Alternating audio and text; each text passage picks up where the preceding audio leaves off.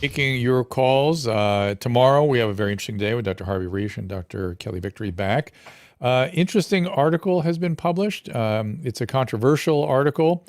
It was published in a reasonable journal, but it has somewhat of a firebrand as one of his lead authors. I'll talk about it a little bit. We have a response to the article. I knew there had been some sort of scathing responses to it because it was a somewhat convoluted article. But it was not a bad article. It was an analysis, and I think it warrants examination. And it seemed to have a signal. I'm not sure we can rely on the accuracy of the signal. And Dr. Gorski on September 5th wrote a very long response to analysis of this study. And his analysis is actually quite good as well. So I'm on the fence on this one. I'm trying to figure it out. I haven't finished his analysis yet, but it's pretty clear as compared to the article being a little bit foggy. So let's get to that in your questions after this.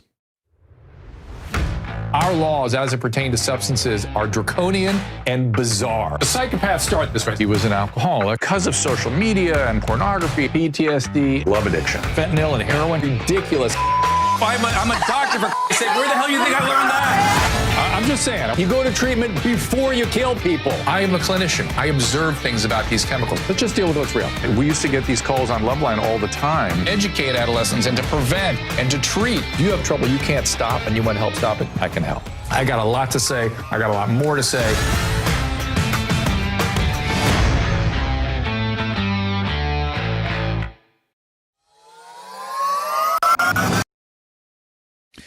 So let me just first address Dr. Gorski's analysis, which is really good. The analysis was good. He editorializes a lot during it, and that kind of, it worries me that that's affecting his analysis. You know, when you constantly, he has been unfairly attacked by the anti-vaccine community, and so he's very sensitive to this stuff, and I don't blame him. But he says things like, this paper is nothing less than anti-vax misinformation disguised as reanalysis of the original Pfizer and Moderna trials. Now, as you remember, Naomi Wolf also was looking at some of that data, and she had some concerns about it as well. Again, I'm trying to reserve judgment on all of this. I'd like to see some unmotivated sort of analysis of these things. It looked like, let me give you Dr. Victory's analysis, which was kind of interesting. If you give me a second, I'll pull it up. She felt what she was saying. Now, you know, Dr. Victory, you know, gets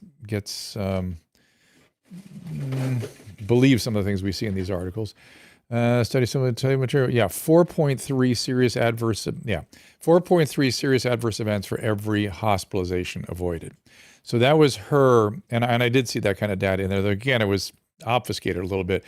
So for every 4 serious adverse events, and they define serious adverse events as hospitalization, death, or disability. So serious. And it was primarily, again, in the younger population. So I want to get clear that in this article that was published, and I think our journal was called Vaccine. And now, of course, I don't have the article up. Way to go, being prepared for that. I was busy with Dr. Gorski's article. And I think you put it up there, Caleb, before. There it is. Serious adverse events of special interest. Yeah, Vaccine was the journal. And it was interesting. Again, it was a good idea. This is what, you know, peer review is about, and this is what re-examination is about. But it reinforced my notion, at very minimum, it reinforced my notion that the savings in terms of hospitalizations saved or serious adverse events saved from COVID versus serious adverse events from the vaccine, clearly beneficial over the age of 65. I keep saying this, and as time goes on, I get clearer and clearer about it, particularly over the age of 75. And I've given it out to now hundreds of patients in that age group. They've all been boosted. They're all going to get their Omicron next month. They have tolerated it well. I've not seen a single adverse event, and they have had milder COVID. They've all pretty much got COVID at one time or another. Some of them took Paxlovid. Some of them had rebound from the Paxlovid. But for the most part, this is a population, I deal with a lot of elderly, chronically ill patients. This is a population that would have done poorly with COVID, even Omicron, prior to these therapeutics and vaccines. And the savings of serious adverse consequence of the infection clearly is outweighed by the serious adverse events of the vaccine. The whole controversy, it seems to me, is under the age of 40, really, and maybe even under the age of 30, and maybe even under the age of 25.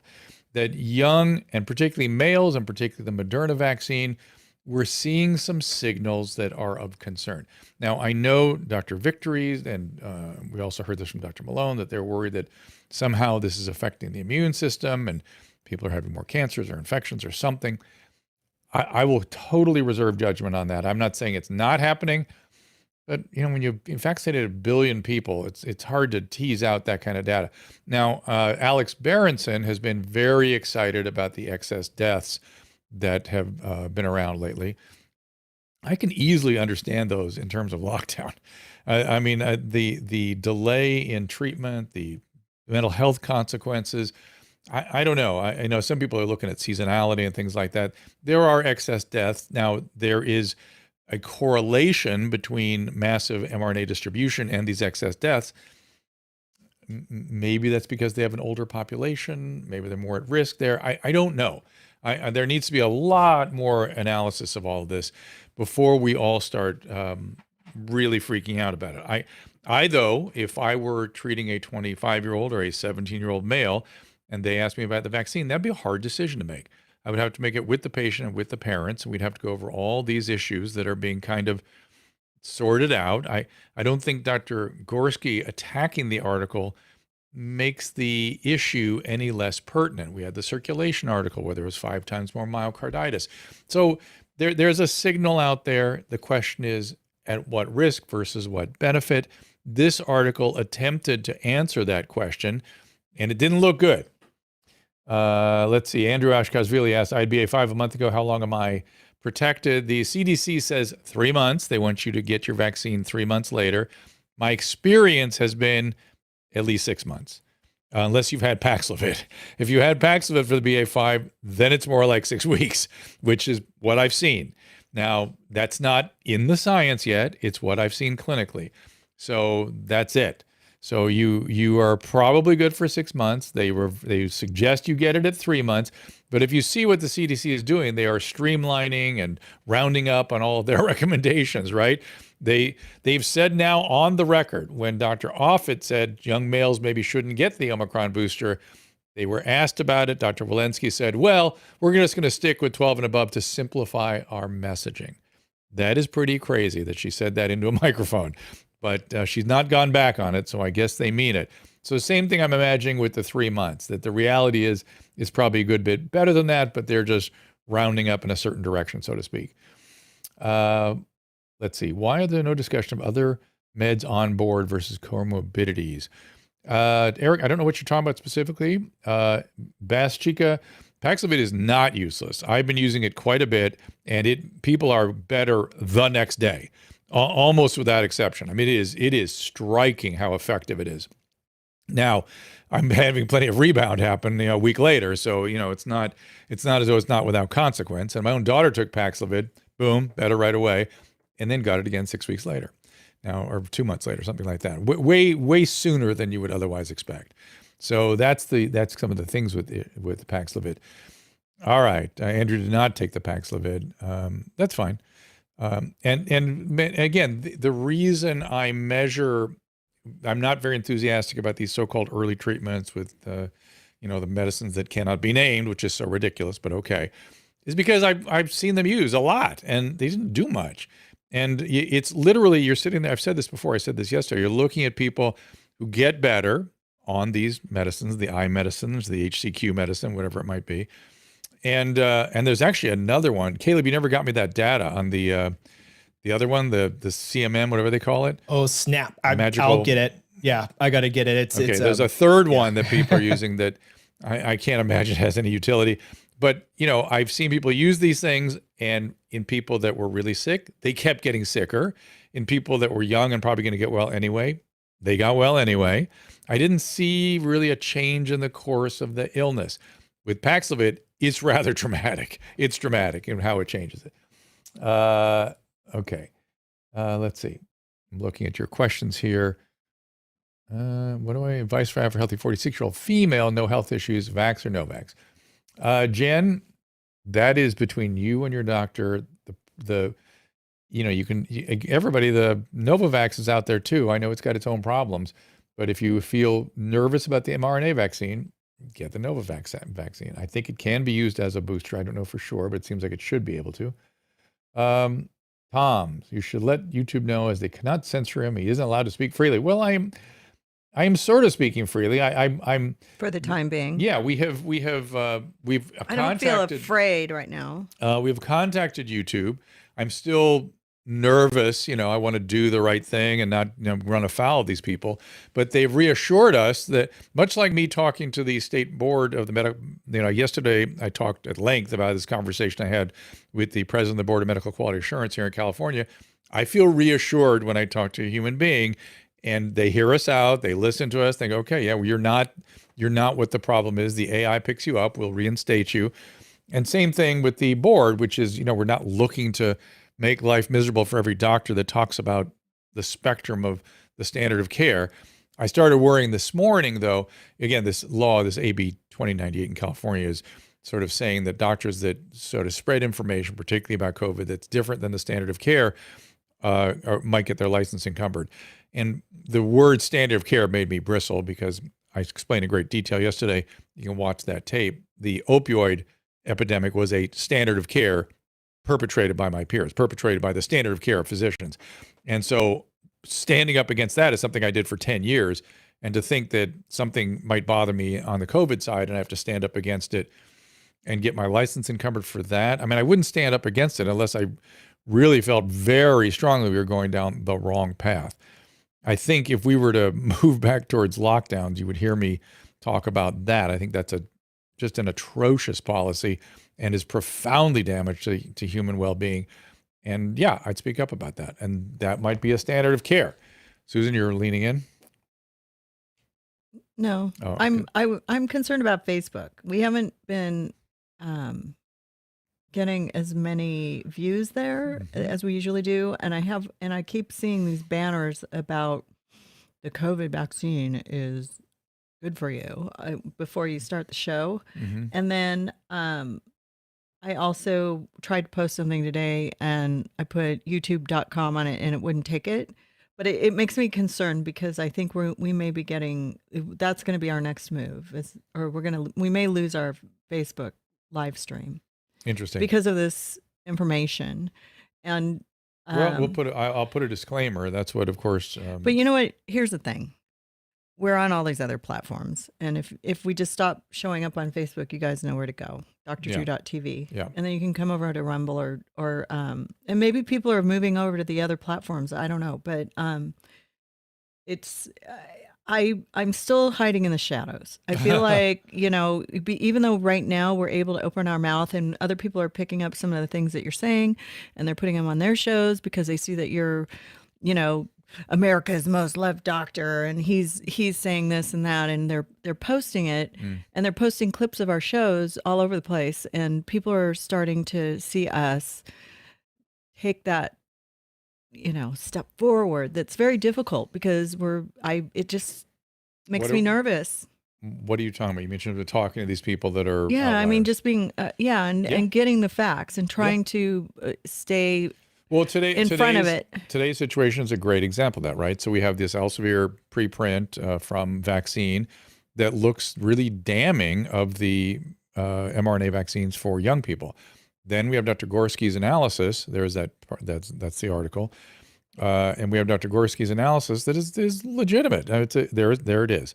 Peer review failed. Vaccine publishes anti-vax propaganda.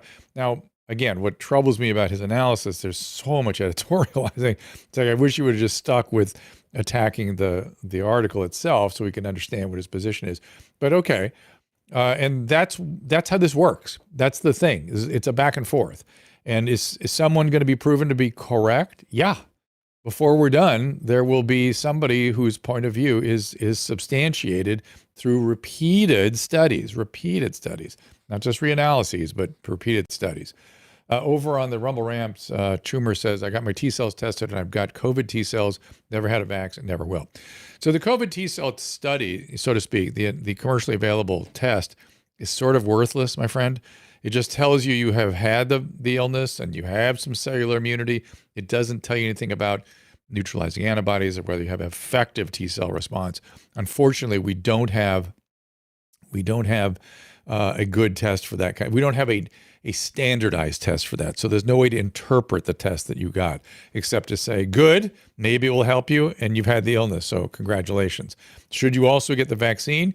The CDC would say yes, that hybrid immunity is much more reliable than Delta a year ago, that kind of thing. I wish we could all get an additive score and just know if we have immunity, Well, the problem, I love the additive score, and it helped me feel reassured about things. I'd love to have one now because, I've spent so much time about Omicron, and I'm not sure if I've had any illness afterwards or gotten infected afterwards. It's been so mild, but I have been exposed to a lot of it, and I really actively exposed.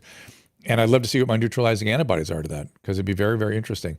But the problem with the sort of commercial distribution of the additive score is it has not been standardized yet.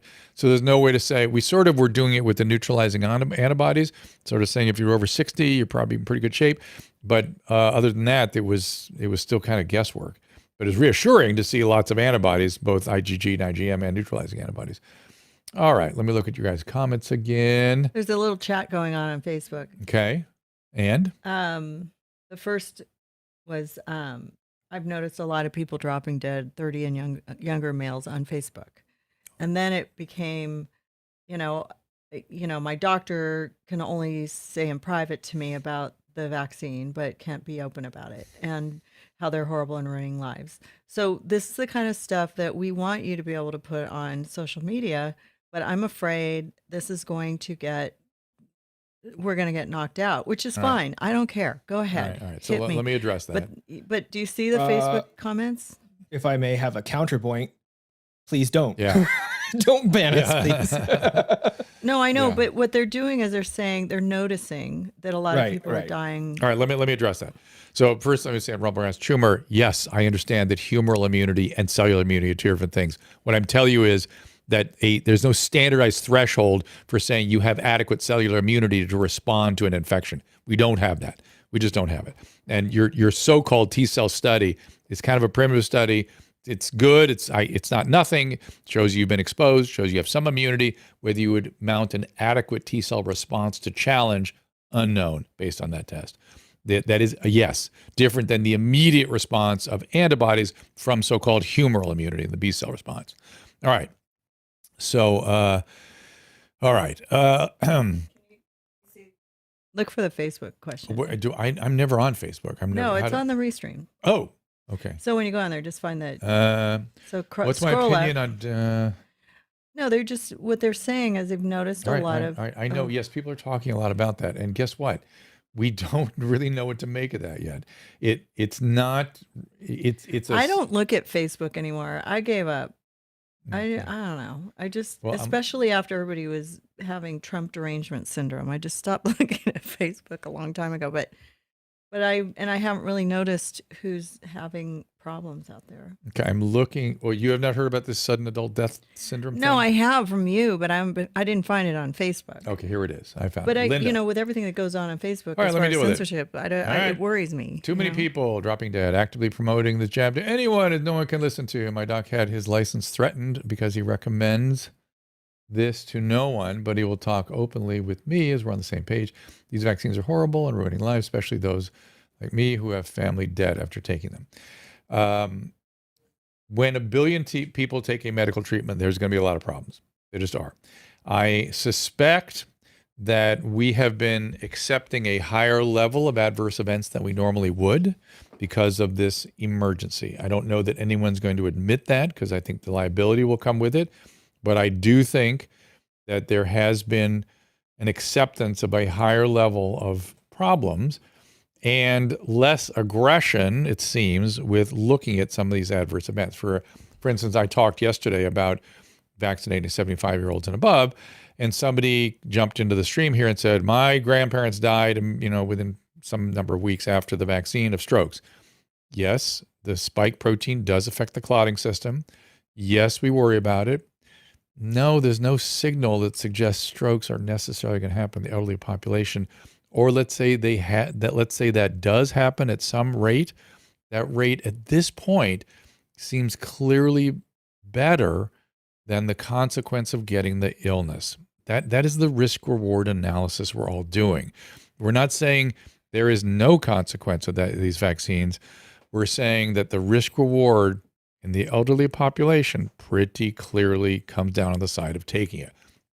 If you, Linda, as a 40-year-old, did you say? I didn't see it. Wait, don't want to take it and are fearful of the adverse events and want to wait till the hazard ratios get sorted out more. I get that. And your doctor is with you. And I think you should be making decisions with your doctor. And I am fine with that.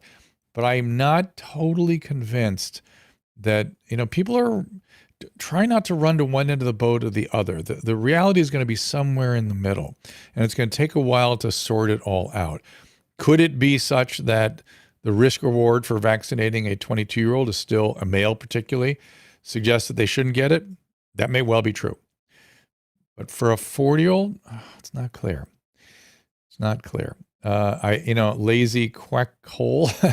DNA mutagen, you're going to have to show me that mechanism. I know there was one study in vitro with liver cells that was in vitro. There's no way for an mRNA to get into the nucleus. It has to have a special protein attached to it to get in and out of the nuclear lining. And once in there, you need a reverse transcriptase to turn the RNA into DNA, which we don't have. Nor does the virus provide that. So it just doesn't make any sense. So worrying about the gene therapy and all that stuff, it just doesn't make sense to me. Let's see, Back to Facebook, Jason said Facebook has a group called Died Suddenly News. Mm-hmm. It's highly monitored for trolls and fake deaths, but it is shocking how many people are dying of heart issues or related. So people are doing this, but I hope that they can keep collecting data and keeping people aware of it, and so they can make their own choices. So Veronica Ease asked about the CCR5 Delta 32 gene and AIDS resistance and COVID resistance. Yeah, clearly that gene is associated with viral resistance over at the Rumble Rants.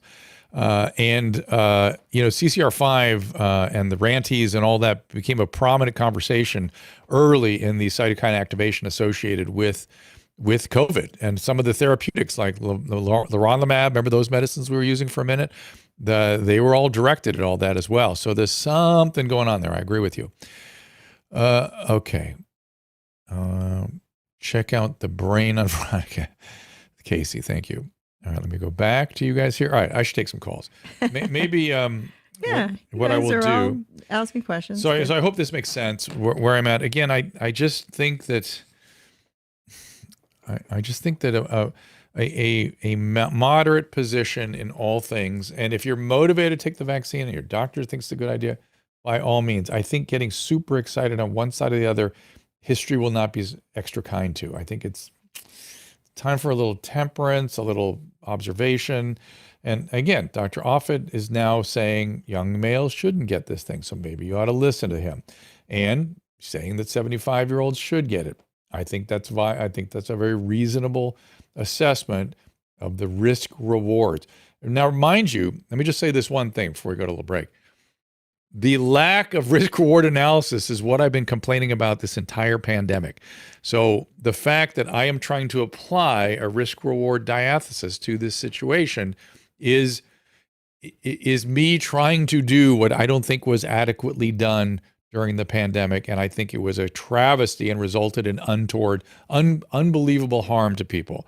Lockdowns, ostracizing people for being silly, discrimination, ridiculous stuff happened, shutting down schools, things that should not have happened because people did not take a careful risk-reward analysis. So that's all I'm trying to do. I could be wrong in how I'm balancing these things, and I'm completely prepared to be wrong. Again, that's why I talk to people like Kelly Victory and all these folks we'll be talking to and Harvey Reich tomorrow, because I want to kind of measure myself against these guys' opinions to see if I'm in the right zone. And why I read Dr. Gorski's article too, because his article is well written. He's an oncologist. He knows what he's talking about. He knows how to analyze medical information. I still rely very heavily in terms of people that I consult with on Vinay Prasad, who's going to write an opinion piece about this article we've been talking about. So we'll see what his analysis of the article is. And Monica Gandhi, who, back to what was his name on Schumer here on Rumble Rant. Monica Gandhi gives a lot of information about B cell and T cell responsiveness in immune function and infectious diseases. So let's see. I want to let people know who are watching on Twitter that Drew can't see your feed, your questions on the feed. So if you want to ask a question, go over to YouTube or Rumble or Facebook, and he'll be able to read your information on the platform. But I do have a question here, Drew, from Twitter. If you can. Somebody's putting the first proclamation of the first direct democracy of France, July 14, 2019, to abolish any government for the purpose of ensuring their own security. Interesting. I did not know. The French fascinate me in terms of how they're approaching things these days. So Western Civic, please tell me more. I just feel their heads are in the right place in terms of the legitimacy of government and maintaining a republic rather than a necessarily direct democracy per se. Because and you know, there are three founding principles, right? Liberty, brotherhood, equality. And they think a lot about these things. And I think it took them 150 years, but I think they're kind of getting it finally right. I don't know, Yoga Girl, what you're talking about there, but let's take a little break and be right back, take some calls. For a long time, I've been talking about the holy grail of skincare, Genucel, and the amazing results that both Susan and I have seen. I'm a big fan of Genucel's Silky Smooth XV. It's a moisturizer soaked right into my skin instantly, and with its immediate effects, I saw fine lines and wrinkles visibly disappear within 12 hours. Susan loves Genucel's vitamin C serum, infused with the purest vitamin C, absorbs to the deepest layer of the skin thanks to Genucel's proprietary skincare technology. I am a snob when it comes to using products on my face.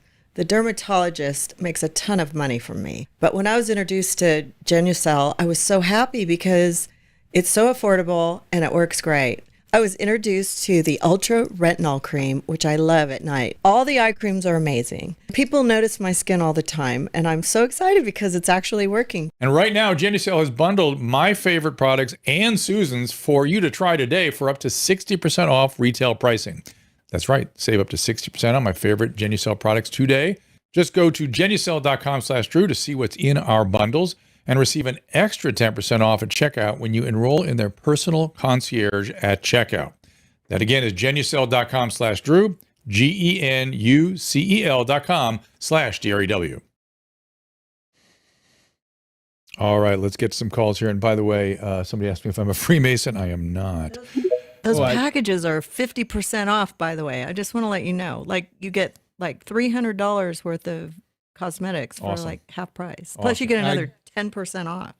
I wanted to make sure that we mentioned that that's the new ad that just started on today's show.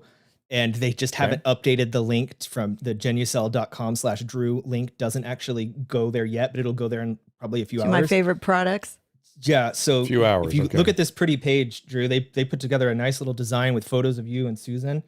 And so the way that people can find your package right now is if they just go to Genucel.com and they go to shop and they click Dr. Drew's favorites. It's in the menu there, and then you can find all of the bundle, all sorts of stuff here. We both have our own favorites. Thank you. Oh yeah. What? Where'd they get that picture? I've never seen that picture before. We did that one with the photographer around. Is that one? Okay. All right. Yeah. Okay. I jumped in on your photo shoot. Okay, got it. I know. I hate doing photo shoots. Ugh. Yeah. I always want a facelift. I hate right being afterwards. measured up against you. That's the problem. Oh, we're such a cute couple. Jalal, have at it. Here we go. Thank you, Drew. Great space, great people. Thank you for taking my call. I have a question about the COVID vaccine called Covaxin. Mm-hmm. It's been sitting at FDA since November 5th. I know. I don't understand why. I don't understand it. I thought Covaxin and Novavax, I thought Covaxin and Novavax had the greatest potential for reducing vaccine hesitancy. And Novavax turned out to have more problems than I thought it was going to have, but I still feel a little more confident if somebody's mRNA averse, then go get the Novavax. But you're right. Do you have any insight into why it's been sitting there for so long? Other than, I hate to say it, but I get a little paranoid, but follow the money. Thank you very much. Well, definitely they were bought out 100%. There is no other way. Why would I say why not? I mean, there's a competition between Pfizer and Moderna. They're pushing those two. And I wish those are here. I mean, I would be very comfortable. And a lot of people would be comfortable. I mean, nobody can trust anything anymore. I mean, It's weird, isn't it? COVID, It's very bizarre. very weird. It's very weird. It's a weird time. But again, I think you can go to certain sources. Like I said, Monica Gandhi is somebody you can follow on Twitter. You can trust her. She has been advocating the Covaxin for 9 months, I think. And Vinay Prasad, again, a very bright guy. And now we have Dr. Gorski on the other side. He's a bright guy writing opinions. You got to kind of make your own. They have been certainly treating us like little children since this thing started, or scared children or something, that we're not able to make decisions. We can't, we're not worthy of information that they're, I don't know what, I've never seen anything like this. It's just the most bizarre experience for me. I don't know if you feel the same way. Oh, absolutely. And also they just came up with their intranasal. It's like, I think they're the only company that came up with it right now. It's unbelievable. I mean, these guys are just unbelievable. I hope they approve it sooner. I hope. Good. Well, I hope you take it if they do. Thank you, Kajal. I appreciate that. And I just don't understand why they have not. Maybe there's some reason. And if there's a legitimate reason, I'm wide open to it. But I'd like to see what that reason is. Yeah, it's a good point. Yolanda, we'll get her up here, see what she's interested in. I'm watching you guys on the restream. Haley, what am I downplaying? And Yolanda, you have to unmute your mic. There you are. Hi, Dr. Drew. Hey. Hi. I wanted to ask you a question. I've been a nurse for 25 years in a trauma hospital. We went through the COVID very bad. We had lost a lot of our elderly population in Delaware. Dreams. Now, I was having very horrible dreams for like 18 months. I went to the doctor and they gave me what was called Prazosin. Weird. Yes. And it actually worked. Interesting. Like I might have a breakthrough dream maybe once every 3 weeks, not like every day. Like they said, it's like a post-traumatic stress syndrome from the COVID. Yeah. So were they bad dreams, like scary dreams that were keeping you up at night? Yeah. No, they were like I would be working or doing things where I would wake up in the morning exhausted, like I've worked all night of my dream. Oh. Well, Prazosin, here's the quote, has been proven to be safe and effective in the management of nightmares associated with PTSD. So your doctor did something very enlightened here. That's very cool. I like that. I learned something today. How could something like that even work? That's so interesting. I don't know. I had a lot of chaos dreams during COVID. Prazosin is what's called an alpha-1 receptor antagonist. That's what it primarily does. Let me see if there's somewhere I can find the mechanism of action for the dreams. Let's see. I know they used used to use alpha-2 agents like Clonidine for a lot of things. Yeah, that could be addictive. Systematic review. Not Clonidine, no. That's Clonopin. Oh, that's Clonopin. That is very Nurse different. Susan is fired. Let's see what this says. Extremely depressed. Okay, here it is. Norepinephrine has a role in the pathophysiology of PTSD. Higher norepinephrine in patients associated with greater severity, increased CNS noradrenergic state. So this decreases some of the. It makes it. It also suggests. So because prazosin is a lipid soluble alpha-1 adrenergic receptor antagonist, so it's downregulating the adrenergic state. I have, we used to use a lot of Clonidine back in the day, which is more of an alpha-2 agent. But for these similar kinds of things, that's very interesting that works so well for you. Fantastic. And there's no, really, other than lightheadedness, I don't know of any side effects. No, I haven't had any side effects. What was it? So what was the most trauma? My ER nurse colleagues are a tough bunch, right? You guys are tough. And I'm always surprised when ER nurses get traumatized because it must have been bad. What was it for you Really that was, bad. yeah, for you, what was it that got to you? Well, The it persistent? was walking on the floors and seeing that they had like the overbed tables, patients overbed tables outside their rooms. Like our hospital looked like a third world country. Mm-hmm. You mean people not being able to be in their rooms and out in the hall and that kind of thing, right? Yeah. Yeah. Yeah, interesting. That's scary. Yeah, it's interesting. I trained in a hospital that was like that in the 80s. Mhm. Every floor was like that. So it's interesting that we've reverted back to that. And again, I'm sure the outcomes weren't great. Was it almost exclusively the elderly population at that point?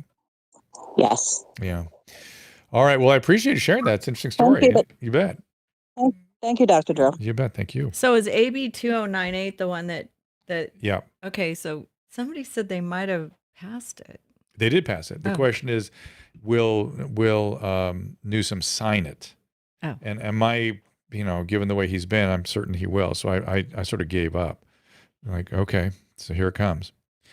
That's just, I feel what's happening. This is Sky 8 or Skate maybe. Sucks. Sky 8. Scary. Well, we'll see. More a lot scary of people, stuff. Leanna Wynn, who's the CNN infectious disease doctor who did a lot of fear mongering during COVID, has almost completely changed her tune. And she wrote a long editorial. I retweeted it yesterday saying, well-intentioned but bad idea. And again, the president of the Board of Medical Quality Assurance reached out to her. I don't know if they connected or not. Sky 8, what's going on there? Oh, hello, Dr. Drew. Nice to meet you. You as well. I was wondering if you know anything about having intercourse with. I'm not jabbed, okay, so I haven't had the injection, particularly this one, okay. I did have all of the other ones throughout the years with the actual dead virus, but having intercourse with somebody that already have the so-called vaccine will create some type of a STD based on the spike protein. No, there's nothing like that. There's no evidence. We would see literature on that if there was anything like that. The spike, obviously, the spike protein is not an infecting agent, and it doesn't cause illness of that type that is infectious. So that I think you can not worry about. Josh, what's going on there? Interesting question. I know people were getting. Caleb warned me that people were getting a little funny about the spike being transmitted by the vaccine or something, right? Caleb, am I getting Have that? they tested it? Oh yes, exactly. No, it doesn't. Which yeah, no. wouldn't the thing that convinced me on that is Pfizer and all these companies would lose tons and tons of money if it could be spread that way. So they would definitely design it to not survive outside. Yeah, why? Right. Okay, what's up there, Josh? Hey, Dr. Drew. Well, I wanted to talk about the vaccine, but I wanted to talk about it from a psychological point of view. And I wanted to say that we might be narcissistic on both sides. I mean, narcissism is very common. We live in actually a narcissistic culture. So it wouldn't be surprising that people would be narcissistic in the way they look at the vaccine. And doctors are human beings. We can have, or not, I'm not a doctor, but I mean, doctors can have, issues, psychological things, especially they can be narcissistic, and I think that my point was that if we can just maybe look across the aisle, that can do a lot for the narcissist. No, Josh. But the pathology sort of doesn't allow for that to happen. No, it does. It does. I agree with you that contact. I mean, that's why whenever physicians get weird with me, I reach out to them. Because in the name of collegiality, I just extend my hand and go, let's talk about this. This is what we do. We talk about it. We don't attack each other. Now, some physicians that have attacked me are freaking cowards. They're cowards and won't just get on the phone with me and sort of talk it out. That's cowardly. That's a different thing. And I would urge everyone to put that aside and try to make contact, because we know all the sociological literature tells us, and the psychological literature, that contact is what reduces tribalism, sexism, racism. Contact. So people treat each other like human beings, particularly colleagues and professional colleagues treat each other collegially, not insanely, built on tribes and things. So your point is well taken. I do agree with that. And it is on all roads do lead to narcissism these days. You're right, and that's where the projection is coming from. That's where the defensiveness is coming from. So I saw a French psychoanalyst the other day said something rather profound. He said, whenever you hear a narcissist say "you are," what you should hear is "I am." And so when they accuse you of things, it's really things that they have in their own heart that they want to disavow. And there's a lot of this kind of stuff going on these days. I'll tell you what, a lot of weird projection on both extremes, everybody. Be careful of the extremes. Now, I want to address something here. Somebody said if you spit in someone's mouth after you've had the vaccine, did we lost my connection here? Is that possible? I don't know. I don't think that's, it said, I got an announcement here that said that we lost our connection. So I apologize if you're not hearing us. Okay, You're still there. Hearing us. All right. So they say you'll get the spike protein if you spit into somebody's mouth, if you've been vaccinated. Let's say that there was spike protein in my saliva and I spit in your mouth. How would that be taken up by your body, and what would happen with that? How would that work exactly? Just give me the biochemistry of that. Just a little bit of that biochemistry. And let's say you did get into your body by some strange mitotic, some osmotic process or active something across cell membranes. So what? Then what? So I don't know. It's very, very strange stuff people are thinking about. I have an after dark question. Yes, go ahead. What if you come in somebody's mouth? Yeah, same idea. Same idea. I know that one's coming, so I thought I'd put it out there quick. Okay, thank you for that. Wake up and be real. Do something momentous. I know what you're talking about. Oh, another person, people said, don't call it a vaccine. I call anything that stimulates lymphocytic response to increase immunity to an infecting agent, I call that a vaccine. Anything. Whether you're taking cowpox juice and injecting that, or whether anything that increases your immune response to future infection is vaccinating. So I'm just going to stay with that. So calling things a vaccine that do that, I have no quarrel about doing that. Let's see. Narcissistic on both sides. Politicized by the, oh boy.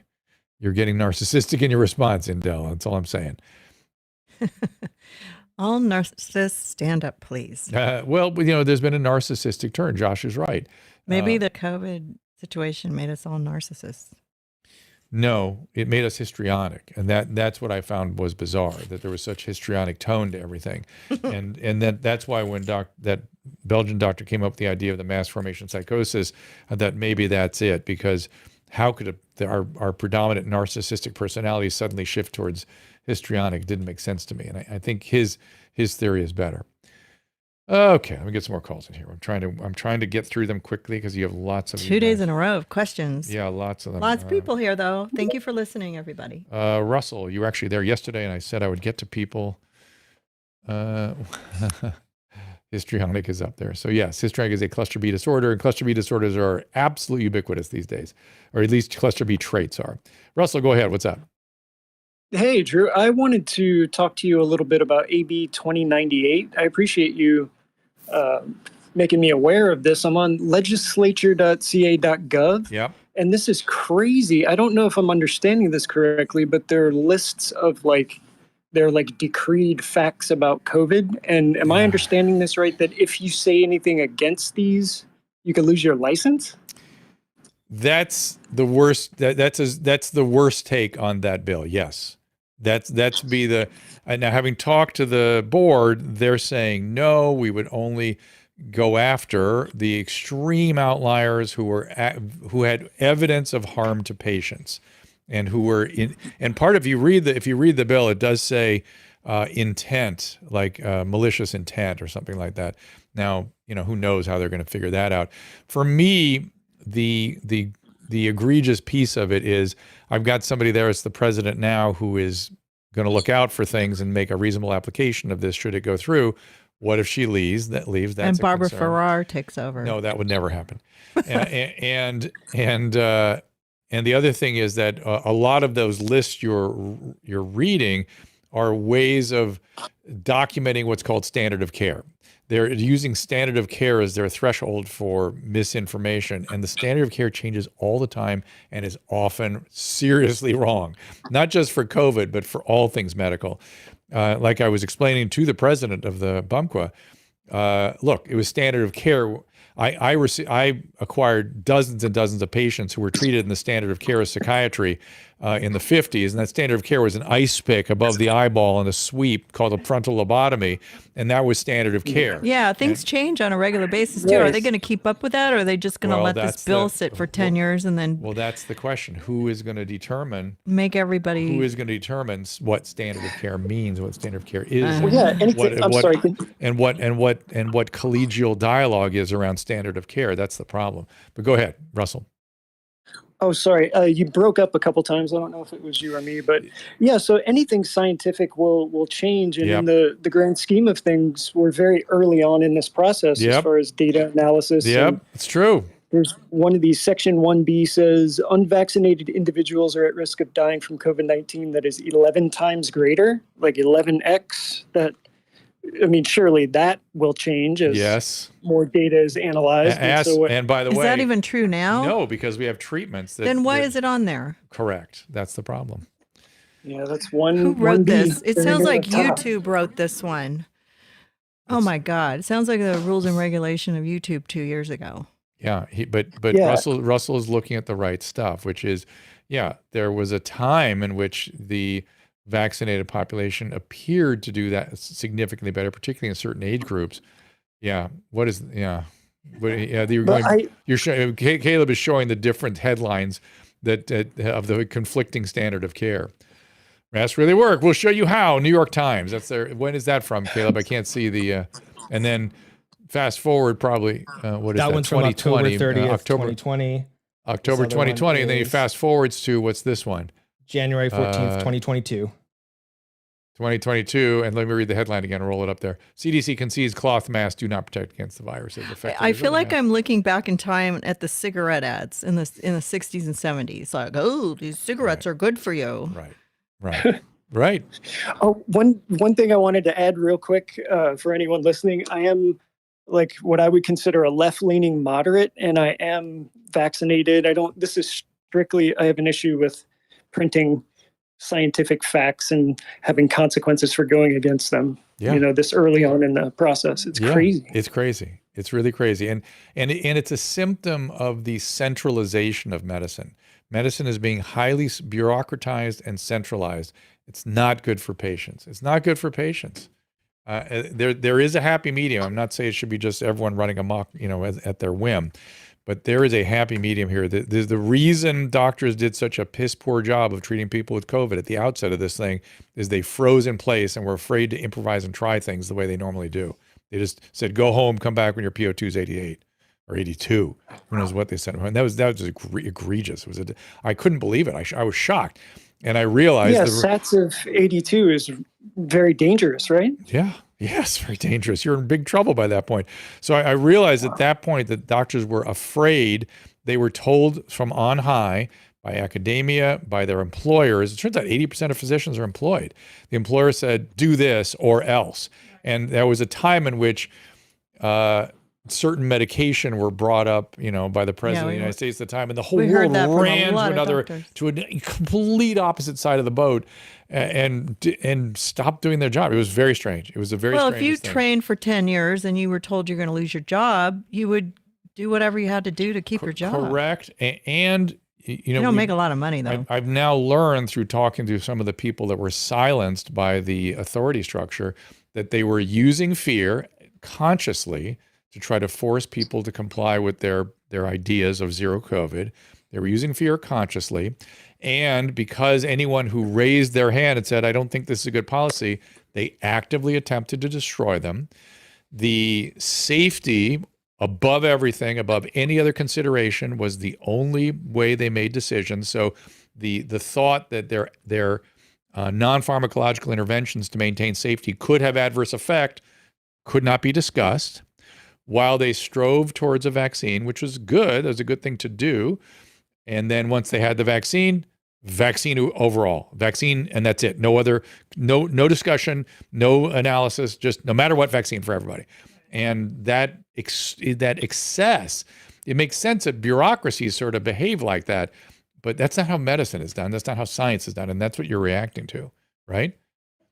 Right. Yeah. It's really something. It's really, yeah, at a gut level, it's really concerning to me. Yeah. Very strange. I'm with you, my friend. Keep your eye on that.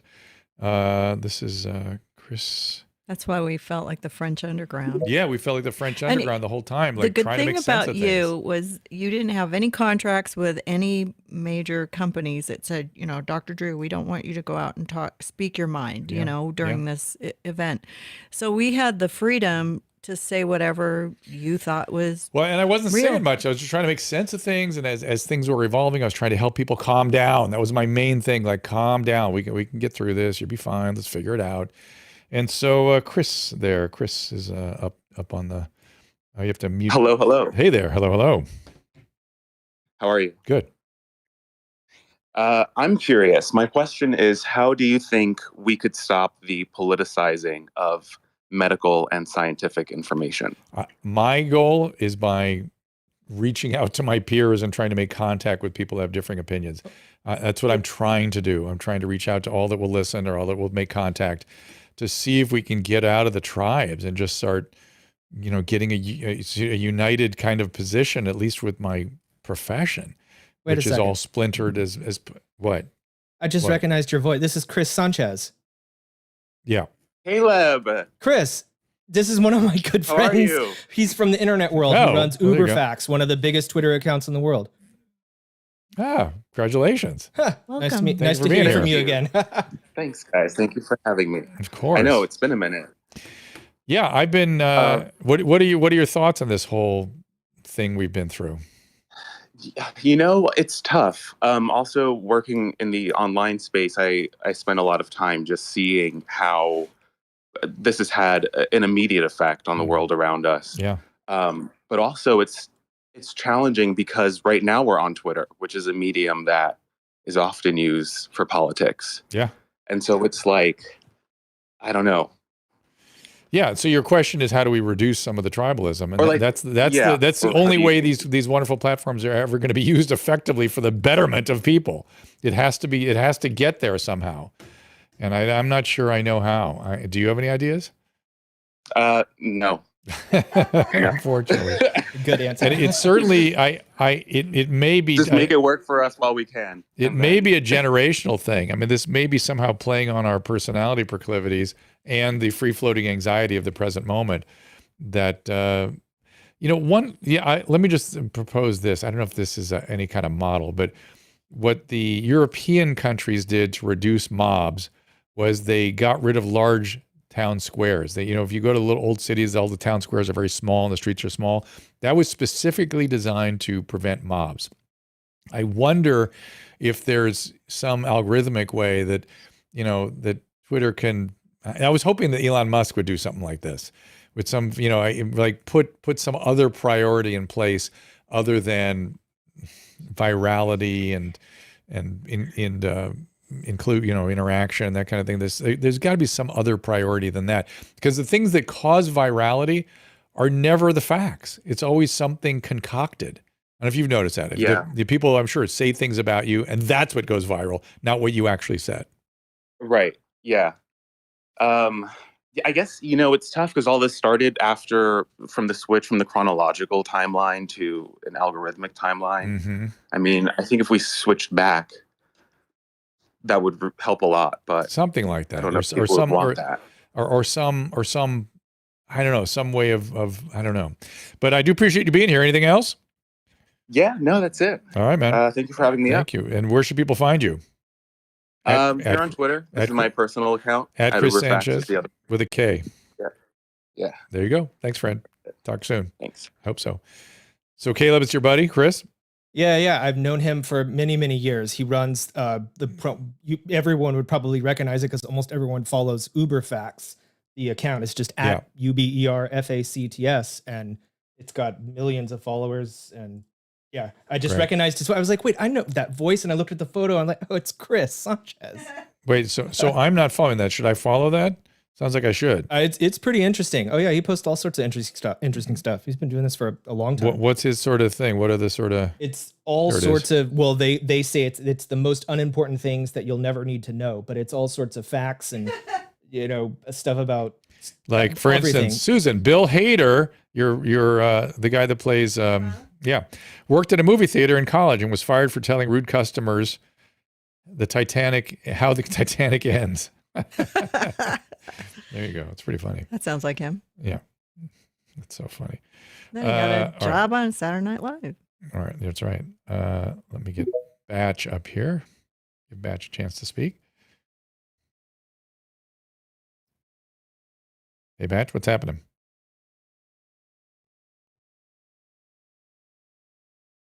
Unmute I see your you. phone. Unmute your phone. His phone is unmuted. He's Oh. Pardon me. there. You are. What's happening? That was nerves that had me muted. I've been a fan for a long time. Thank you. I would listen to Loveline on repeat while working on my thesis in grad school. So this is quite the honor. So What was your thesis? I have one quick question. So I'm a computer science master's degree. I wrote software that simulated firing a beam of light into what's called a Schwarzschild black hole, which is like a slowly rotating black hole. Crazy. And we could use it as a mirror in a way. So we could bring the light back, and you could also fine tune it enough where you could have it whip around the black hole a few times and the light would come back. Wow. But what was interesting to me was the limit was 10 times around. We tried to go to 11, the computer couldn't handle it. Oh, it's just a computational issue?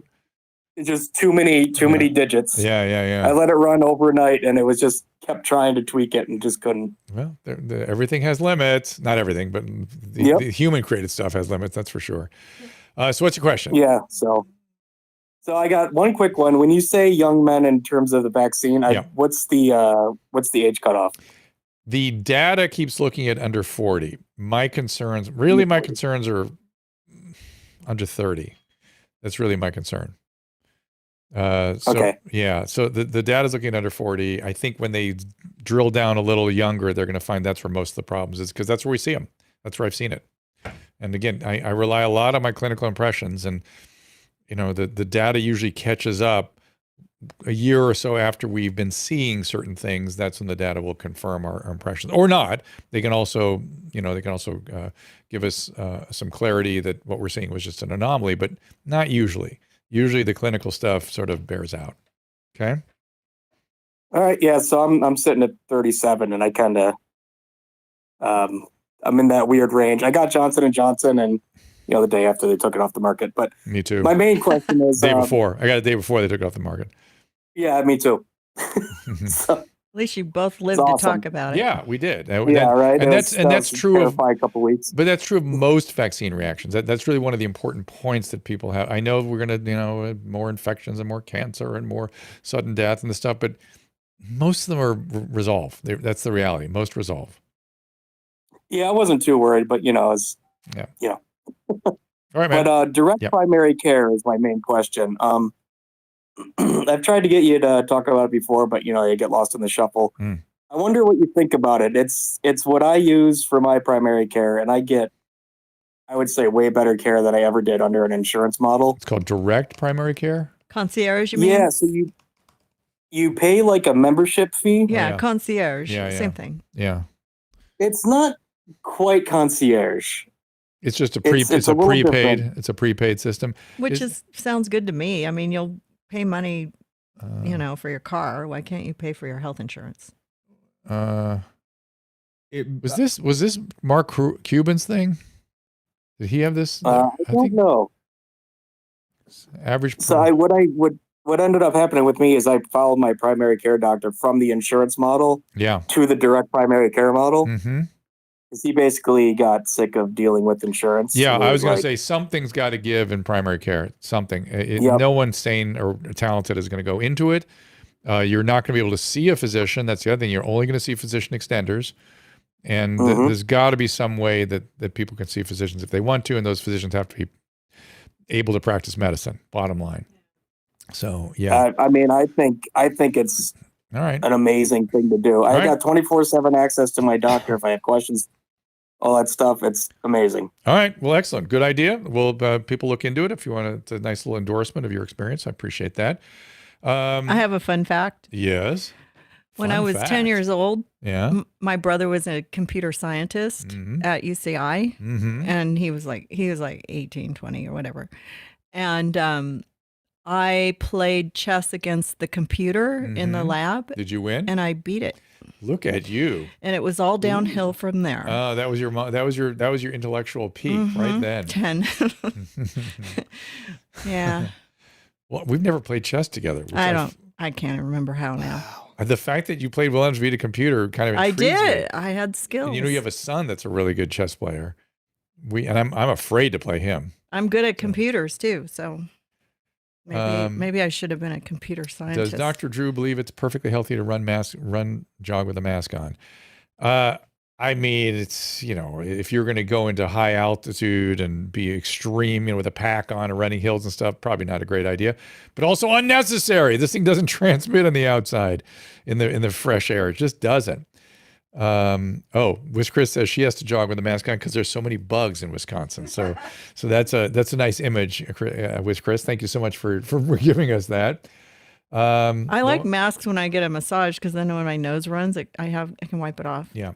So, okay. That's the only time. Technoscience says no one seems to be talking about the unusual fibrous blood clots that embalmers are finding. I don't know what to do with that yet. Let's table that one because people find various kinds of clots at autopsies. So I understand these are a little unusual and blah, blah, blah. More time, more information, more study. I really can't make anything of it just yet. So and be careful again. These anecdotal reports that are dramatic. Be very careful. Be very careful with them. Let's see. So Dr. Drew is still pushing the poison vax. Yes. For your grandparents, Skylar. For all the elderly who get tremendous benefit from it. Let's see. Tribalism starts from the top. It needs to be stopped from the top. Yeah, you have a point that we need. You're right. We do need leadership. I would argue that a kind of, President Biden promised us he was going to be uniting. I've not seen the kind of leadership I was hoping for as it pertains to that. Let's see. Get to Anthony. Somebody saw you on Stoke Lord's Netflix show. Oh, yeah. That's Chad Goes Chad Deep. and JT, yeah. Oh, it was so funny. Yes, we love those guys. Anthony, what's going on? He's coming to the phone here, I hope. Yeah, if you have a chance to see their Netflix series, I recommend it. Hey, what's up, Anthony? Hey, can y'all hear me all right now? I do. I got you. Yeah, I've been listening to you for a long time, brother. I've given a lot of things I've heard you say as advice to other people, so you've made a big difference in my life on a lot of levels. Thank you, Anthony. But so my wife is 46, and she started having an issue where when she would eat, she would feel like she wasn't able to swallow her food, start hiccuping, and then would have to go and throw up whatever the last bite is. Okay. How old is she? She's how old again? How old? She's 46. Okay. Does she have any medical problems? Nothing really related to that. Her blood pressure can get a little high, and she takes some opiates for a bad car wreck that she had years ago. How much opiates? She has how much? I'm not sure about the amounts. We regulate it together to make sure that it's not an issue. Okay. That's something we but it's still over long periods of time. Opiates can have very protean effects, so it could be something related to that. Is she on any other medication? Okay. She's in the past she's taken Ambien, but she's not on it right now. In the past she's taken Ativan. Okay, that with the opiate is a potentially fatal combination. Do not let her take that combination. Okay. But the most concerning thing right now is she went to her primary care to get an X-ray and stuff about if she had some kind of blockage or whatever. And yesterday she got a call with from an oncologist wanting to set up an appointment. Okay. So we kind of don't know what's coming from that, if it's related, or how worried we should be about that. Did they do an endoscopy or do just like a barium swallow No. and take X-rays? They've only done an X-ray, and I don't believe they even had her Okay. drink anything. All right. So she needs a complete workup. I mean, I'm hoping the oncologist will give her a real workup, and if there's something blocking that they get, we don't know. Yes, you should be concerned that an oncologist calls, but I wouldn't be panic stricken. I mean, you're just getting into this. We need to know what this is first. I mean, it can be a lot of things. Anything from. Go ahead. They said that the blood test was what triggered the oncologist. They did take a blood test. And did they tell you what the issue was? What specifically? No, no. I've done some Googling, of course, and I don't know if it's like tumor markers or what else it could be. They would not have done tumor markers off the top. It must be something to do with the blood count. That's the only thing that you really get off a routine blood test, where you just go, oh, we got to do something about this. Now, what is going on with the blood count? I mean, got to find out. Was this a hematologist, oncologist? No, it was just a, yes, the one the appointments with is a hematologist. Right. Oncologist, So I'm going to bet something's going on with your bone marrow, something in that zone. So vomiting like that can be a million different things. It could be something just general, like something else is making you sick. It can be, esophagitis. It could be inadequate gastric emptying. It could be gastric outlet obstruction. It could be a million things. But they're going in a certain direction because of what they found on the blood test. So give it a chance. Let's see what's going on here. And please do call me back if you have any more questions. I understand these things are scary when this stuff happens. So hopefully it'll be nothing. Hopefully it'll be something they can handle easily, and it's going to be, it'll be what it'll be. And we'll keep you in our thoughts. God bless. Yeah. Here is Mary. Give Mary a chance to talk here. And you and I are having dinner tonight with a 2-time Emmy winner. What happened? For the Paul Mercurio. Yeah, he writes for the Daily Show or which one? For Colbert. They won 2 Emmys last night? I think maybe one. I don't know if it's 1 or 2. They won last night. Yeah. Oh, that's why he's here. Yeah. Why didn't he get us seats? No, I'm kidding. I didn't even know it was on last night. Well, we're having dinner with him tonight, so we can bask in the afterglow. There you go. Mary, what's going on there? Oh, hi. Oh, hi. I have a question, not really about COVID or. Okay, good. We're trying to. By the way, we would like to get away a little bit from COVID, at least some of the time. It's too much. Right, exactly. So go ahead. So I'm dealing with some PTSD in a relationship.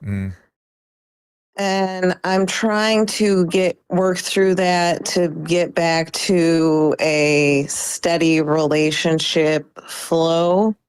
I'm a mommy, but I don't feel like this is a mommy question. I feel like this is more of a just Dr. Drew question. Okay, I'm not, and I'm having trouble understanding what you're describing. Be a little more specific with me. More specifically, we haven't been intimate in the last 8 months. Okay, and how long have you been in this relationship?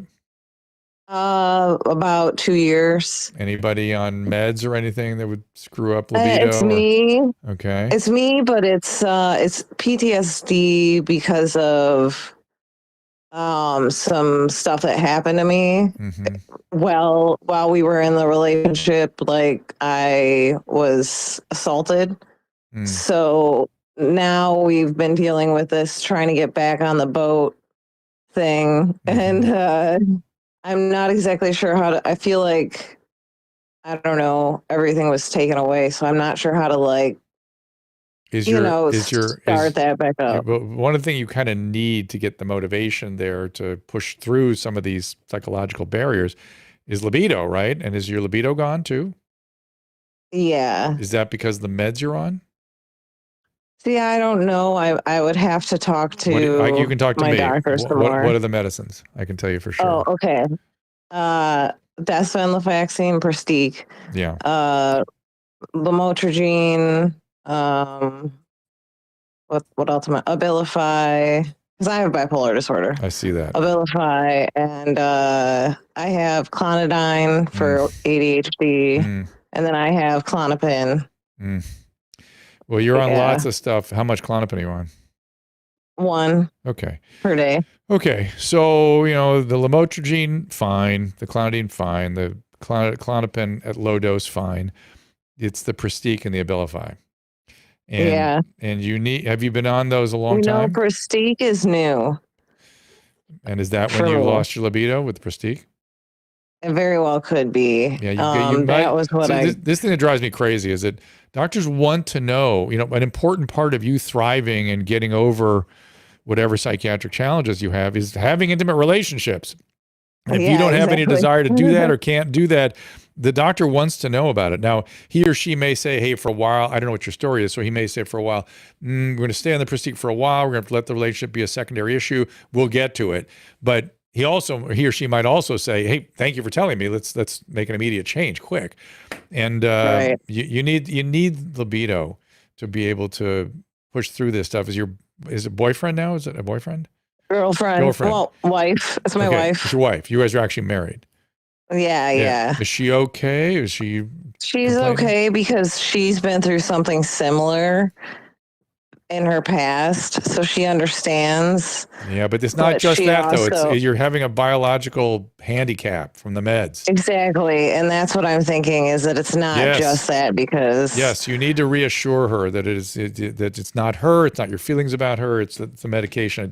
I don't like this. Oh, yeah, I definitely do. I've seen marriages break up over this issue without really people understanding it's the medication doing the whole thing. So...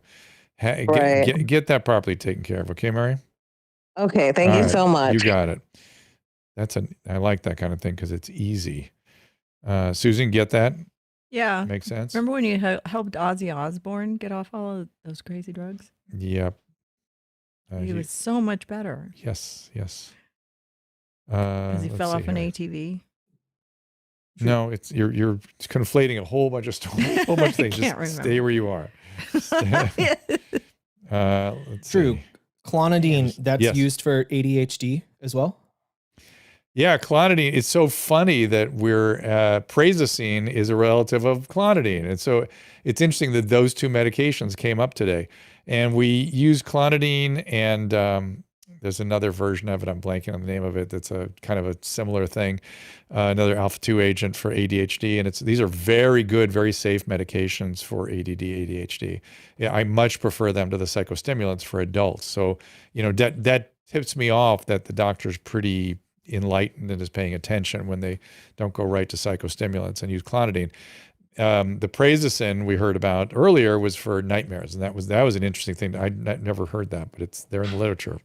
It's always interesting. And Clonidine, we used to use Clonidine in bucket loads for heroin withdrawal. It also ameliorates some of that. That's what I was about to say, is that after I was in the hospital, for all that pretty much all throughout that year, and I had been on the Percocet for the Crohn's disease and all that for so long, once I got out of the hospital, I didn't need it anymore all of a sudden, but I still had to taper down off of the medication. And so the doctor had prescribed Clonidine, which worked in a snap. They told me it was a blood pressure medication, but it helped is, as is Prazosin. Yeah. I had no idea. Oh no, because a lot of the withdrawal symptoms are in the what's called the locus ceruleus part of the brain, and these alpha agents are blocking there or stimulating, adjusting that chemistry a little bit. It's kind of complicated, and they work. You have to use a lot of them. You have to have some skill in using it. Here's somebody that identifies as a reptile, and a space reptile, it looks like to me. Reptile hybrid, space host. Reptile is there. Hey, Dr. Drew. Hey there. Dr. Drew. How are you, sir? Pleasure to talk to you, mate. Greetings from down under Australia. I had to jump up just to say, seriously, mate, thank you so much on behalf of, people who have been affected by this thing, which is millions and millions. And I hate to bring it back to the vax, man. You, with your status, speaking up, I can't think of anyone else at your level that's actually doing it. So thank you, mate. I really appreciate it. You're a legend. What's your name? Reptile bro. Okay, reptile bro. I appreciate the support. And again, I'm not taking a strong position one way or another. I'm trying to kind of get into the rational revolution. I'm trying to take a rational position and navigate through some of the confusing stuff that's out there. So people make good decisions. It's just healthcare decisions, plain old healthcare decisions. Okay, this is Ozzy, I think. And speaking of Ozzy, go ahead there. Hey, hands up, Ozzy. What's up? What's happening, Doctor? How are I've you, got sir? another way to look at it. You said like answering any questions and whatnot. I do know that a lot of the people here, one big family. But what do you reckon regarding biological warfare, which is what everyone's chatting about, psychological warfare and economic warfare? And what's the last Like, one? I'm sorry, the last one was economical money economical warfare. You know things are working in numbers, yeah? You know numerical calculator. You know we're all in the same boat. So what I'm saying is, where are we heading? Don't you realize that this is the numbers and we are all on deep depression? You don't realize that. Reptile's a brother, but he's all right. He's got different, he's my brother. But what I'm saying is, I'm glad you brought me in because you're a doctor and it's the first day I've met you. So what do you reckon? Where are we going? Because I believe the world is a stage and we're on, I'd say the world's one day. All right. This world one day. Go on, brother. So thank you for the question, but I do not feel up to the magnitude of what you're asking me, except to say we are clearly in new times. Clearly there's been, I don't want to use that word reset. I think that's way too loaded. I think we are, as you say, reckoning with this new communication systems we have with the social media and the implications of that. We have, I can only really talk about this country. I know it's a global thing right now, and we've all been affected by one another, and we've been watching one another and then copying one another. But what I've seen here was there are aspects, powers that the government have that are excessive, that there are personality proclivities amongst all of us that are concerning, that the mob action in social media and scapegoating is the proximal manifestation of all that. I am always a humanist and a optimist. I do believe we will get through this massive transition. I think it's a transition. I don't think it's some sort of revolution. I could be wrong. I could be naive. I have a positive bias. One of the things that I know I learned, if you go to my podcast, I talked several times to a cognitive psychologist there. Dr. Drew podcast. Yeah, Gleb Sibursky. I talked to him a couple of times. And we talked that one of the fundamental cognitive biases is negative bias and positive bias. Some people assume the worst essentially, and other people are optimistic and assume the best. I definitely have an optimistic bias. And it interferes with my ability to be accurate, right? I could get something wrong, like something nasty as a foot here, and I don't see it because I'm maintaining my positive bias. Certainly possible. But I still believe that we're going to get through this. And I do believe that we will learn how to use these things in a way that enhances humanity, doesn't tear us down. I think governments are a little out of control right now. I think their hubris and sense of they need a sense of humility. I would look for that in our government, in our leaders, but we also need great leaders right now. I'm looking for that, and I'm not really seeing it. We need people to help lead us out of some of this or direct us out of it. There's Gleb Sibursky. There he is. I think it was probably the last one I did with him. Very, very smart guy. All right. Shall we keep taking calls, He Susan? looks really smart. He is really smart. Have you heard those pods? Yeah, I've heard him over the years, but he looks really smart. Do you want to have him over here? We can talk to him. We did have him here, I think. Didn't we have him here one time? I swear we did. Okay. I'm looking at you guys, see if we can get up here. We have lots of interested folks. Sorry. Okay, Jenny. Let's get you up here. J-Fro, Jenny. Hi, Dr. Drew. Hey there. What's happening?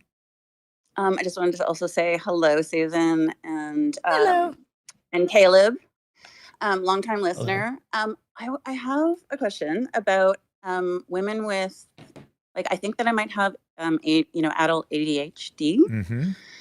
And I just wanted to know, is there anything that you would recommend, like naturally wise, that women could do in their adult life to like help with it? How old are you? I'm 48. One of the first things, have you had this your whole life? You've been bothered with it forever? I'm fairly certain, but my therapist just recently said that she's fairly positive that I have it. And, okay.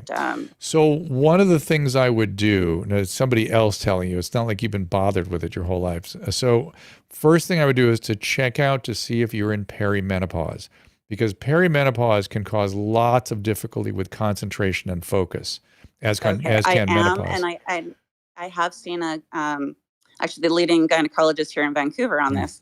Mm-hmm. And I am in perimenopause. Are you going to get on some replacement therapies? I think it's important.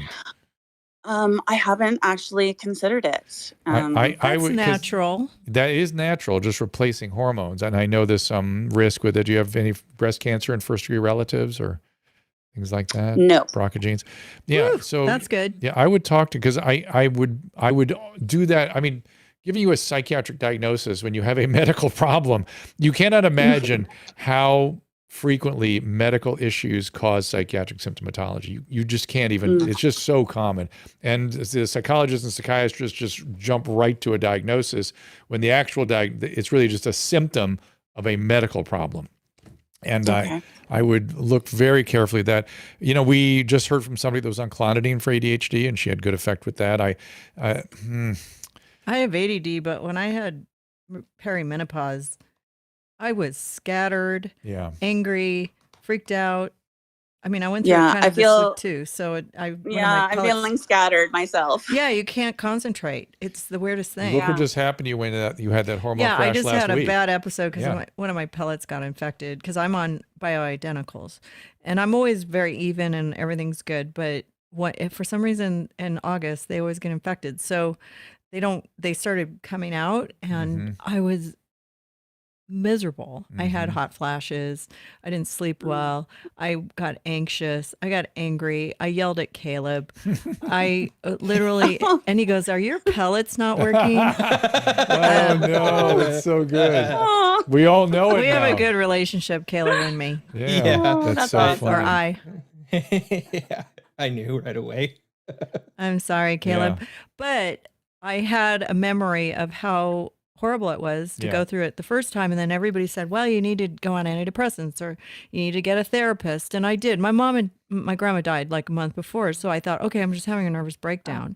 But it's honestly so hard to cope during the day. And you just feel your skin's burning and you feel tired. It you affects just your want brain. to take a nap it all also day. affects your brain. It does affect your brain. And any of those symptoms ring true for you? Oh, yeah. Absolutely. I'm like, check. Yeah.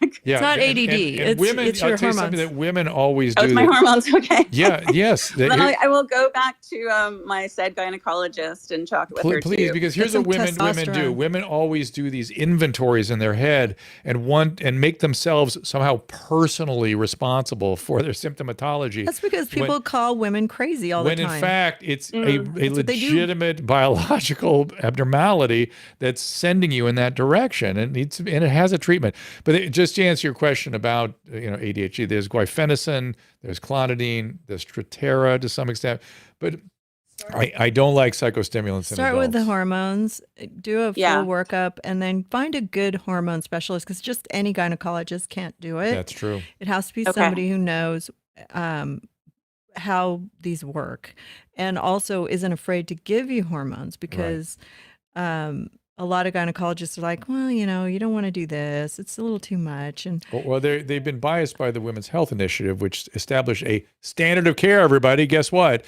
A standard of care that women shouldn't get miserable hormones at all times. It was a wrong-headed and a terrible study. How miserable can we make women?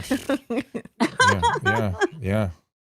I went through a really rough week, and I had fond memories, so I know all the symptoms because I went through it this week. And it was today I went in and I got my pellets replaced. I told her it was like a Pez dispenser. They were just like popping out of my butt. No, but you really affect. One of the things I noticed prominently was your concentration. Oh, I know. It was really. Oh my God, I couldn't focus. It was so weird. You just And I couldn't organize. Like I remember when I went through menopause and I was a travel agent, and I would, I couldn't stay on one task and finish it. I would just keep moving from task to task to task, and I'd never get anything done. Right. And it used to drive me crazy. Oh, that sounds exactly like what I'm going through. So thank you so if you much have to you ADD both. too, it's like it's a double A double insult. whammy. Yeah. Yeah. Let me Yeah. look. All right, my friend. Thank you so much for stepping up. Thank Hopefully it you. helped you. Thank you. Let's see here. Let's bring Robin up here. We'll wrap things up pretty soon here. Caleb, are we okay to wrap up soon? Oh, yes. All good. Oh, yeah. Oh, yes. He needs to get back to the baby. So, oh, yes. Yeah, it's almost All right, bath Robin. time. Okay. Robin, hands up. I see you got to unmute your mic. There you are. Yeah, I heard everything she was saying, and when I went through menopause, oh my God, I couldn't even I had the window open all night long. Yeah. I told my mom, I said, if I had big boobs, I probably would have drowned myself because I'd be just sweating all night long. And, and with talking about, like right now, I'm taking citalopram. Yeah, I'm taking citalopram. I'm diagnosed with PTSD. And I was like in a narcissist relationship, and there was a lot of violence and so sorry. that happened to me. So I just try to, wake up every day, and like my grandmother told me before I even got into this fucking relationship, like she used to say, you smile at the world and the world smiles back at you. She's right. And I couldn't believe it. I couldn't believe that. And when the movie Enough with Jennifer Lopez, that movie Enough, I watch it and I'm just like, that's my life. Yeah. I ended up with somebody like that. I know it's common. Telling me he loved me. I was the only woman in the world that he ever met and everything. And then all of a sudden, the beating started and over nothing. And I didn't understand and I couldn't comprehend. Like I was just like, I couldn't comprehend. And the sad part about it is that my pride. You wouldn't speak up, wouldn't tell anybody. No, yeah. Well, I'm glad you're out. I'm so sorry to hear that. Yeah, you need to recover from that. There are people that care about you out there. You just got to build relationships that are solid and healthy. Will you? Yeah, and even today, I talked to my mom, and I told her, and she got COVID right now, and I'm really worried about her because she'll be 94 this month. Wow. And then, then I started to cry, and I said to her, I can't understand it. I still miss him.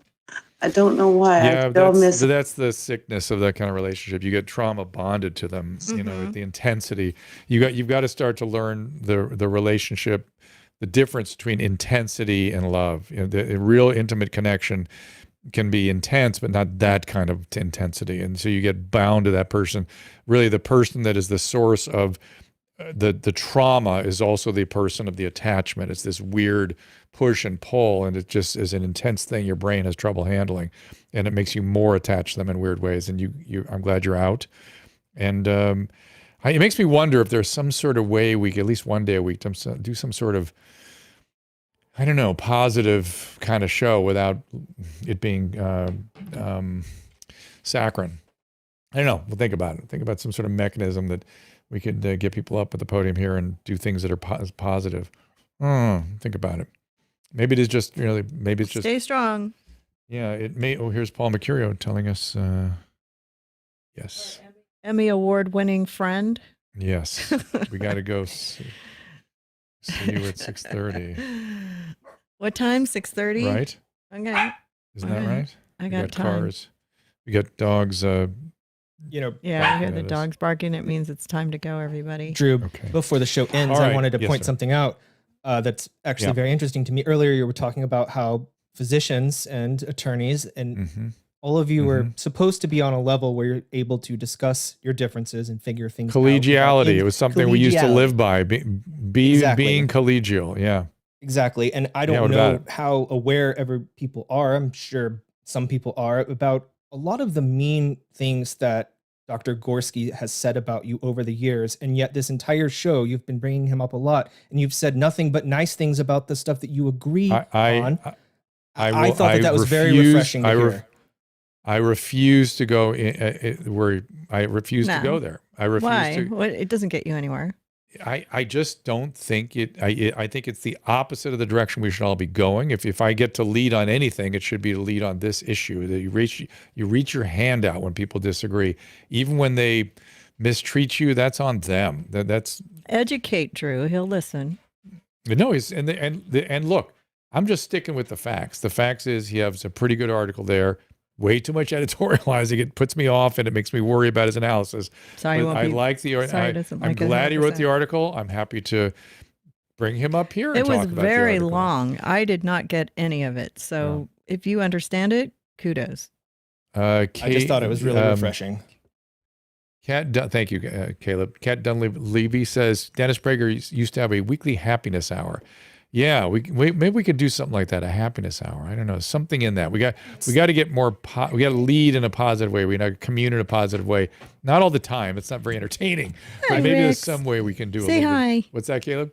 I think that's one of the things that we're planning is at least twice a month coming up soon. We're going to have COVID banned shows where anytime someone says the Okay, word COVID, yeah. anything to do with COVID, I'm going to press a buzzer. We're going to talk about everything except COVID on those shows. The non-COVID shows. All right, we'll have those soon. I know, but now that there's woman's still stuff- 92-year-old.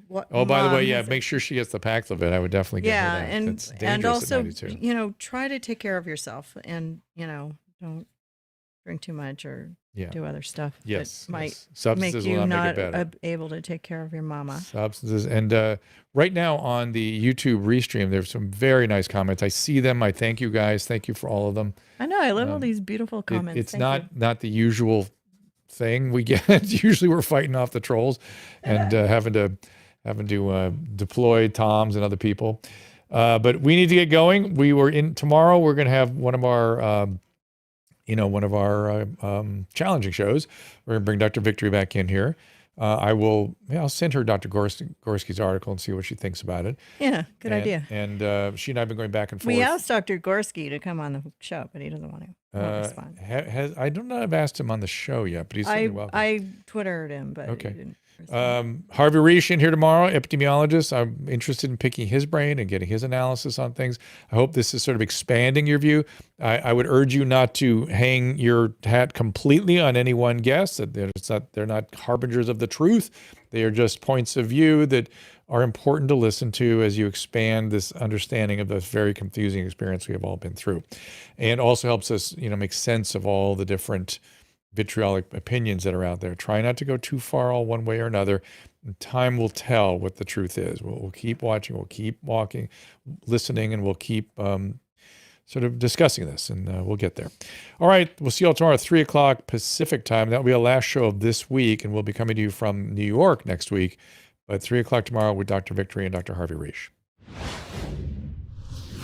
Ask Dr. Drew is produced by Caleb Nation and Susan Pinsky. As a reminder, the discussions here are not a substitute for medical care, diagnosis, or treatment. This show is intended for educational and informational purposes only. I am a licensed physician, but I am not a replacement for your personal doctor, and I am not practicing medicine here. Always remember that our understanding of medicine and science is constantly evolving. Though my opinion is based on the information that is available to me today, some of the contents of this show could be outdated in the future. Be sure to check with trusted resources in case any of the information has been updated since this was published. If you or someone you know is in immediate danger, don't call me, call 911. If you're feeling hopeless or suicidal, call the National Suicide Prevention Lifeline at 273-8255. You can find more of my recommended organizations and helpful resources at drdrew.com/help. And they will have bad smelling farts no matter what. And by the way, because everybody has their own different bacterial mix, what that is different for different people. For some people, it can be spices. For some people, it could be fruit. It's different things. You're laughing at the spices. Is that your go-to? No. I was just saying, I think it's also something to do with your DNA too, because my dad's farts and my farts are pretty much the same. Yes. I mean, it's it makes me remember my dad every time. You know what? Father's Day, I'm like whipping it up. I had a similar experience.